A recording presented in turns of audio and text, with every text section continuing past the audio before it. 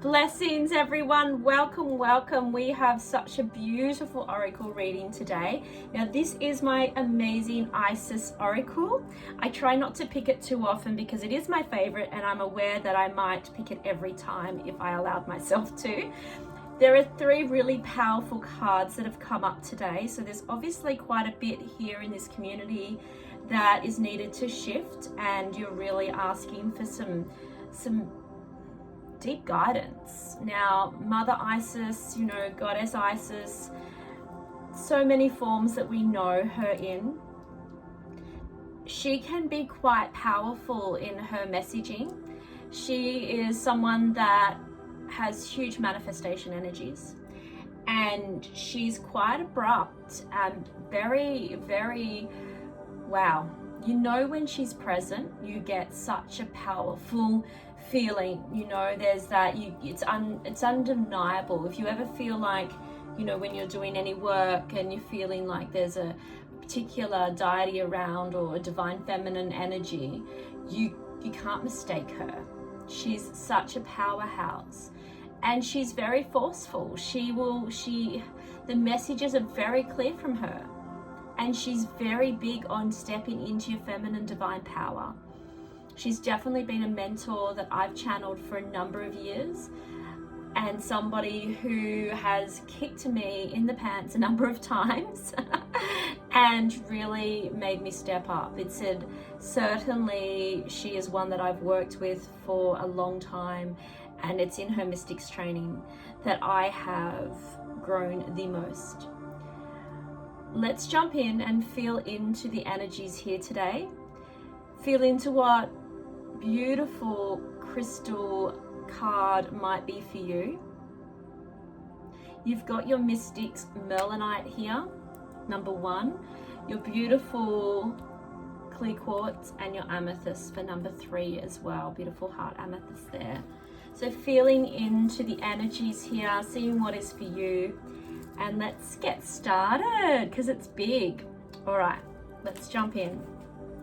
Card number 1, Divine Sisterhood. This is all about community. This is all about, maybe it's time to step up and find your brothers and sisters, either starseed energy, priestess energy, spiritual essence of self. This is about bringing home your soul family, feeling as though it's time to connect with others, not necessarily to build, not necessarily to collaborate, although that seems to be a theme this year, but to actually be present with, to actually feel at home with. When we surround ourselves with like-minded people and a similar vibration for what we are looking for in life, things shift and change remarkably. Sometimes we can feel lost and alone, and we can feel like we just don't belong. So finding the like-minded people, saying yes to opportunities to meet people, going to those events on your own is scary. Do you know how many other people are going by themselves too? So many. Open your eyes, stand tall, scan the room, see whose eyes you can lock with, and you may have just met your soul sister. It's hard to step into that. When you allow yourself to do that, then you can find people that can change your whole experience here on earth.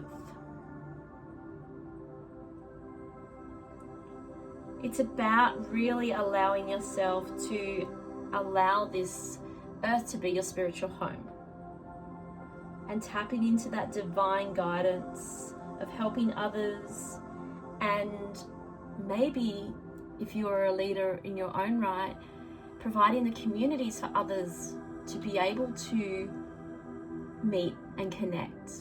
Maybe you are one of the ones that needs to create these events. With technology the way it is, we can build community. There's no reason we cannot.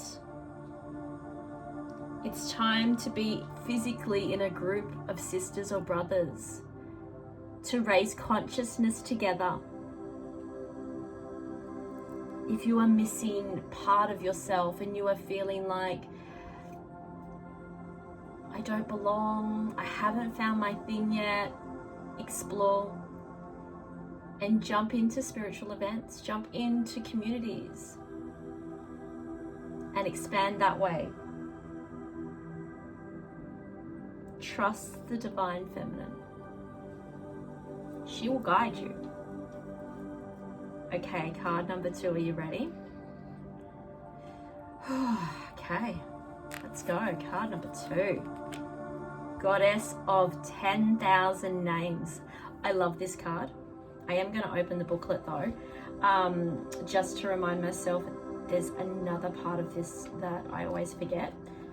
But the bits that I do remember and the bits that I love about this card, because it's pretty full on, it's about knowing that for us, we have lived thousands of lifetimes, and we have been the teacher and the student. We have been the master. We have been the beggar. We have been the healer, or the one that needs to be healed. What's important here, and what I believe, because this is what's at the forefront of my mind right now, that Isis wants us to know, is to remember not to attach ourselves to a particular stigma. Stigma's not the right word, a particular modality or a particular lifetime or a particular person. We do past life regression work. We do work where we get to find out what starseed we come from, and then we wrap up an identity around that. That's not what we're meant to do with that information. Yes, it's a remembrance. Yes, it's an integration. Yes, it's powerful. I have the most remarkable, and some not remarkable, past lifetime experience. Well, I'm going to call alternative lifetime experiences that I know were remarkable and life-changing and powerful. Yet if we live in that alternative realm where we were that person or we experienced that thing, then we're not allowing ourselves to have what we're meant to have this time. Imagine if you had been in the temples with Isis and you spent your entire being this lifetime remembering the essence of that and longing for that. Just like our starseed sisters and brothers, where we're like, oh, I'm Lemurian and I remember Lemuria and I'm connecting with my Lemurian coding and I'm embedding it within this earth, and that's as far as I'm taking it, and because that's what I am. Well, what are you meant to be this lifetime? We have remembrances from other lifetimes to enhance this lifetime, to build upon, not to return back to. The coding is important, the integration is important. You're meant to grid those memories into this earth, 100%, I believe that. That's why we have the remembrance, and we're able to share and we're able to build upon. The amount of beautiful transmissions I get from alternative lives, past experiences, which are alternative, that I can bring into the now, the wisdoms that integrate, that I can utilize, are powerful, they're strong, they're amazing. Yet I also build upon this lifetime. It's important that we still get to enjoy this. What are we doing here? Who are we this time? This card can also come up, and this is the one I always forget, that maybe it's time that you are awarded, given, bestowed upon your spiritual name. So often we can be called that there's a spiritual name waiting for you on the inner planet. So it can come from various spiritual traditions as a name of a deity or a sacred mantra. It could be an actual name or a sound. So it also could be a name of a spiritual group or a temple that you're meant to connect with. But often when we get this particular card, it can also mean that it's time to allow yourself to be renamed, reborn. Allow the sacred coding to come in. I know when I was told a particular name a while back, not too long, but a while back, the coding that came with that and the transformation and feel that came with that was remarkable. Sometimes that is a private name. Sometimes that is one that you may even decide to change and live and actually integrate into this lifetime. So that is card number 2. Okay, Amethyst card number 3. Are we ready? Let's go. Card number 3, soul retrieval. Okay, this is about healing. This is about the light coding, the healing, the retrieving of soul fragments. For those of you that don't know what that is, it's like little imprints of fragments of soul energy of yours that is left to different situations. So if you have a massive traumatic event, and again, not necessarily always this lifetime, can be alternative lives, past lives, however you want to look at it. And there's trauma or the significant events, your imprint, your fragment of your soul will reside with that. Now, often, if we have something that we need to forgive or be forgiven for, if there's something that needs to be healed, there's a fragment of your soul. There's a fragment of self there. And we need to bring our soul back as one so that we can have the full optimum lived experience. So if you have soul fragments out there, and a lot of us do, unless you've done the work already, you need to call them back. And the easiest way to do that without going to someone and getting huge deep healing done is to go back through, and it can be done through meditation if you are going to alternative lifetimes or past life regressions or something like that, and bringing that soul imprint back by forgiveness or giving yourself what you didn't have at that particular moment in time. This particular lifetime will have soul fragments too. Birth of a child, the loss of a loved one,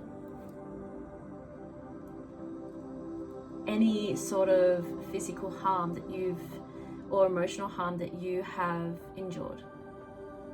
That moment in time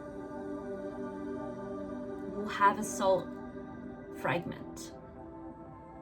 And so it's important that we work on that, we forgive that, even if we have been the person that's done the wrong. Like if we have been the instigator, even if it was our decision that led to that hurt, that pain. By going back to that event and actually working through that and feeling and really forgiving and really healing that event and calling back your soul fragment, calling back that soul retrieval, doing that soul retrieval, I should say. And you feel so wholesome. I've done a lot of work around this. And it's remarkable how light you feel, but how whole you feel as well. You almost feel heavier but lighter in a sense. Your mind is lighter, your soul is more full. You feel like, you're not missing parts of you anymore.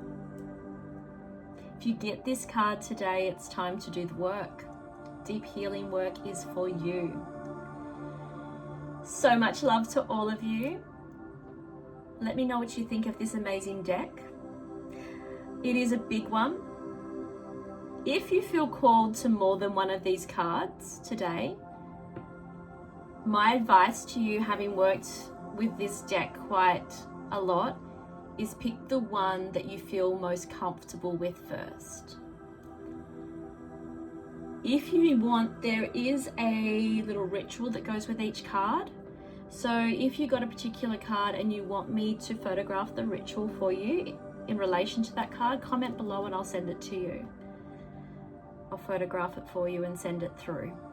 Just prompt me though, because you might not need that. Sometimes the intuition is enough, right? You don't need the instructions, but it is a really good booklet. It is a really good, beautiful guided deck.